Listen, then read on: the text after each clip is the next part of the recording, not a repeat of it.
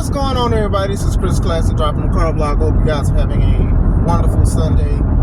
Won't be able to make it to church, unfortunately, due to work, but I do want to give my thanks and praise to the Lord for waking me up this morning, put me in the right mind, giving me things I prayed for, denying me things that I've asked for because I probably wasn't ready for it, because His will is stronger than mine.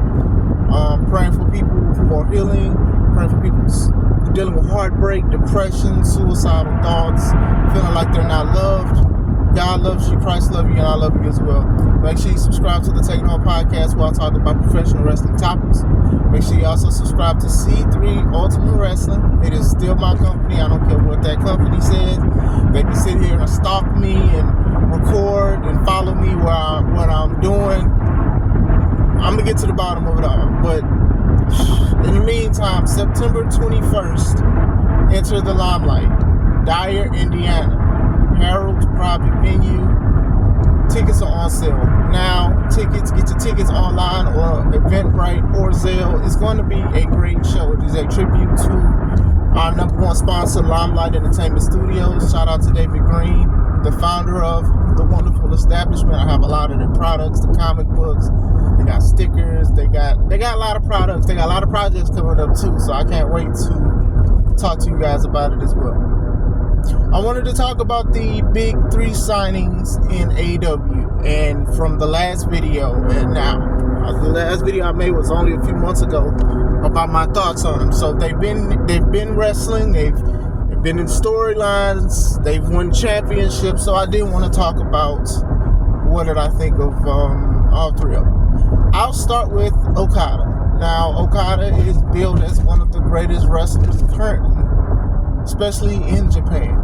And I remember when my friend told me to start looking at Kenny Omega versus Okada, and I was amazed. These matches was like an hour 30 matches I would never watch again. But still, I understood he was basically Kenny Omega's final boss. He was a multi-time New Japan World Champion. They built the whole company around him. They literally put Japan on his back. Like I said, back and forth, I haven't been into like his whole story of stuff, so I'm going to focus more on AEW, but I did want to just give a little bit of backstory. So when he became a free agent, a lot of people were speculating that he would sign with AEW or WWE. I kind of knew, I think we all knew he was going to AEW. I just, look, I'm sure one of the differences is money and schedule. Money and scheduling. Like, that's one thing I'll say about AEW that's probably better for wrestlers, is most likely you'll get more money and you have a lighter schedule, so you can meet with your family, or you can chill out, or you can explore the world if you want to. I will say that about them for sure, because even Buddy Matthews, formerly Buddy Murphy, apparently he wanted to leave AEW, but then Tony gave him a more lucrative deal, which meant more money and stuff. So that's a good thing, for wrestlers to be paid more for possibly doing less. That's not always a bad thing as far as the work goes, because what wrestlers do and put their bodies through. But still, so basically they have him, and then he sides with the Elite, and he be saying the B word, and it be funny, and sometimes it's cringy a little bit, him trying to speak the English language or whatever. But when he wrestles, he wrestles. But when he does promos, it's like a comedy act. I do think if Bryan Danielson doesn't dethrone Swerve, I feel like they may give it to Okada, only because when Swerve went against Okada, the Elite got in, so it interfered. Okada, to my knowledge, has not been pinned. His first match was against Eddie Kingston, and he beat Eddie Kingston for the Continental title. Now it's confusing because AEW promoted that the Intercontinental title, International title, IHOP title, whatever the title, it's so many titles. That title was supposed to merge with the New Japan Strong Style Championship, and then even, I believe, the ROH Championship. But he kept lugging 3 belts around, and then when Okada won, Eddie had 2 belts and he had 1. So it was already confusing, but he won, another belt. He's been in a lot of tags and six-mans. They've traded wins and losses as far as that, but as a singles competitor, I don't think he really took an L yet. A lot of people love his character, and they think it's funny and stuff, but somebody brought up a good point. Well, a lot of people brought up a good point. A lot of people were like, WWE is known to make people comedy characters and make them do crazy stuff in the art of being funny. And people are like, you know what? WWE probably would have booked him the same way, and people would have got mad. And the way people be hot and cold with wrestling, I 100% agree. I 100% agree. The man, I agree. I'm not going to sit here and say WWE does the best for the best wrestlers sometimes. Sometimes they make them do stuff, say things, give them segments that don't go far. And I truly believe that. Is it a slight hint of hypocrisy sprinkled in there? Yeah, I do agree. I do think so. I think, people wanted him to go AEW so he can do almost anything and do no wrong. But I do agree. If WWE would have did the same thing, people would have been, they're wasting Okada's talent and stuff like that, because he probably wouldn't have won a belt. I give them that. I'll be fair. They wouldn't have gave him a championship. But still, I know that Jim Cornette calls him Old Cody because he's blonde and he's supposed to be like basically the evil Cody Rhodes, which low-key really does make sense that like Okada kind of is the what if Cody aligned himself with the Elite, which is funny to me because it's kind of true. Like it really is true. But like I said, a lot of people still love him when he's holding his own or whatever like that, getting the belt. We'll see. I think they have bigger plans for Okada for sure. It's no particular order. Will Ospreay is another wrestler that's considered one of the greatest wrestlers or the greatest wrestler currently. Him, like Okada, he has dipped his toe in AEW's water a few times, wrestling at Forbidden Door, doing a couple six-mans, and then even Kenny going to New Japan and wrestling against him at, I believe, Wrestle Kingdom and stuff. So he's dipped his toe. So a lot of people who probably was a big fan of AEW is a big fan of Will Ospreay. Probably knew who he was. Like, the guy has been doing some crazy stuff I don't agree with. I remember one time this man was like 24, had a broken wrist, ankle, head issues. Like, it was a whole bunch of stuff. And, it's cool that he can persevere from that, but you just got to be careful. He's one of those wrestlers a lot of people emulate as far as movesets, but it's like a lot of people, they don't do it safe. Like, some of the stuff he does isn't even safe. And it's like, I remember that little spot, that little time, but, now he's looked like he's 100% or whatever, but, just slow down a little bit. But outside of that, this man has been putting on phenomenal matches from what I've seen, what I've watched, and even what I heard. A lot of people, they were like, well, he's going to be the one to dethrone Swerve because of how quick people are behind him, the matches he put on, and things like that. And, like I said, some of this stems from his match against Ricochet in New Japan, where to me it was a lot of flips and acrobatic stuff. It was a lot of crazy stuff. But what happened was both of those wrestlers ate good off of wrestling bookings. And 9 times out of 10, if Ricochet does go to AEW, they're going to emulate that match for the umpteenth time, which I'm not interested in. I'm truly not interested. Like, I've seen it once or twice. I don't need to see it 3, 4, 5 times. And then even then, a lot of the other wrestlers like Phoenix and there's other wrestlers that slip my mind. Both guys from Top Flight, they kind of do the same stuff. It's similar. So, but him himself, I can say, put on great matches. I believe he needs to work on promos for sure. I get it. It seems more natural. I think that's what works for him, though, even though it's my critique. But going into it, he's put on great matches. Yeah, past classics. Like, he just had a great match with MJF for about an hour. He was winning matches, and then, even when he was going in and out of being a good and a bad guy, trade victories with Kenny. You guys know how I felt with him and Kenny face each other at Wrestle Dream? It started very good, and then it just went bad after Kenny was kicking out and getting stabbed in the face with a screwdriver. But then when he returned to AEW after filling out his contract, which sucked.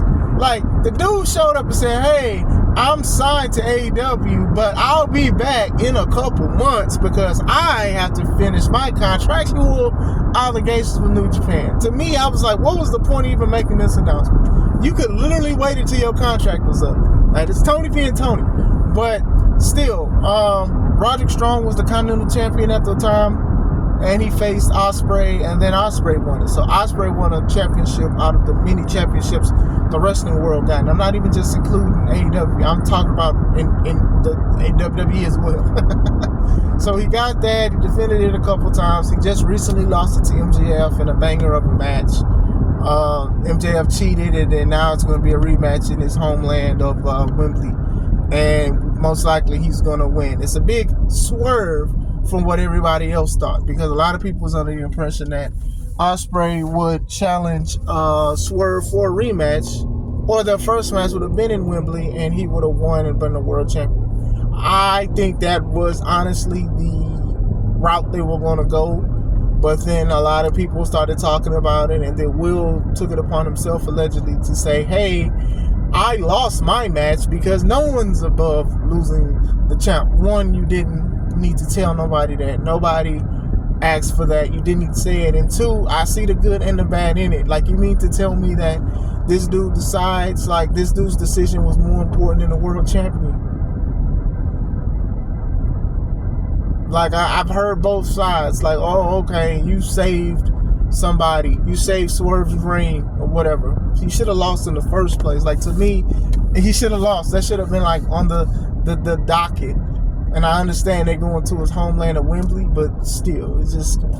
But looks like he's going to go against MJF and most likely win his belt back. I do expect them to have a great match. He's been putting on great matches and stuff like that. He's been putting on great matches.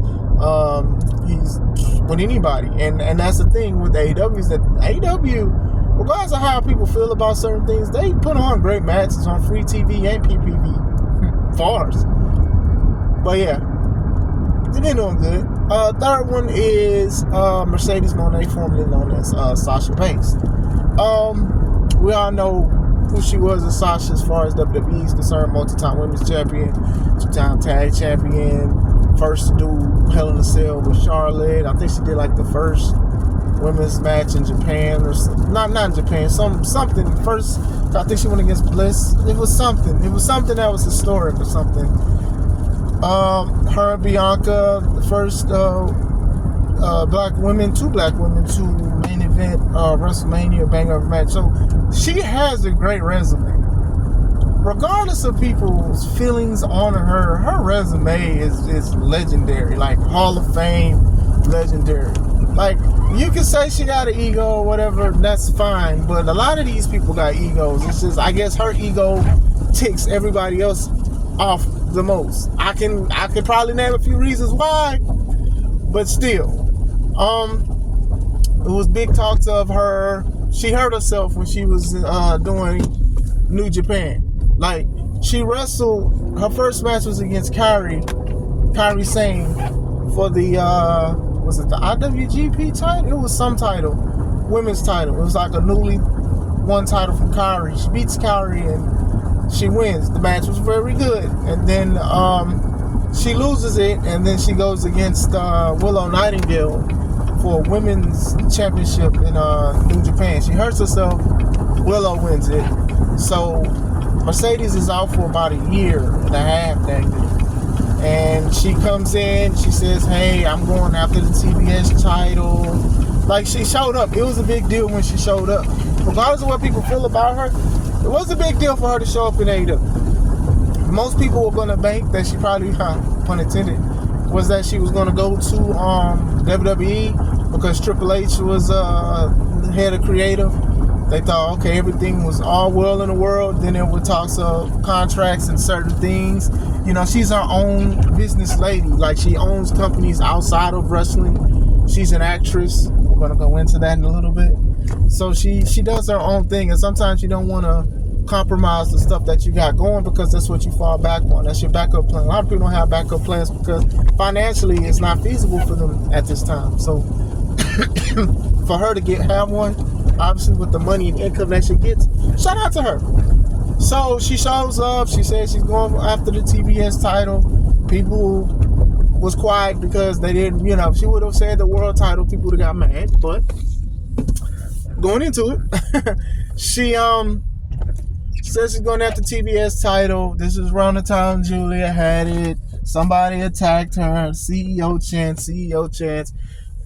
Julia loses to Willow. She goes against Willow to complete what they had. A lot of people was behind Willow at the time. Like, Willow showed that she can hang with the best, and hopefully they do elevate Willow to the main event. Like, I think she really should be challenging for the women's title after Mariah May and Toni Storm do whatever they do, because a lot of people got behind her. I made video about it months ago, like, hey, probably a year ago, Willow is the future. You need to do it right, and people will love her. So stop playing with Willow.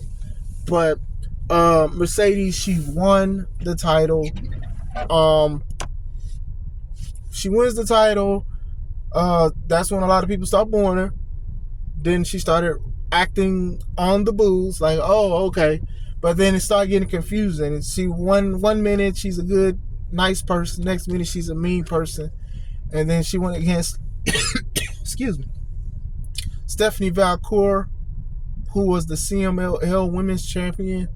They put on a banger of a match, and she won. She's a double champ. So not only does she have a championship belt from the company that employs her, but she also has a championship belt from Mexico. It's too many belts.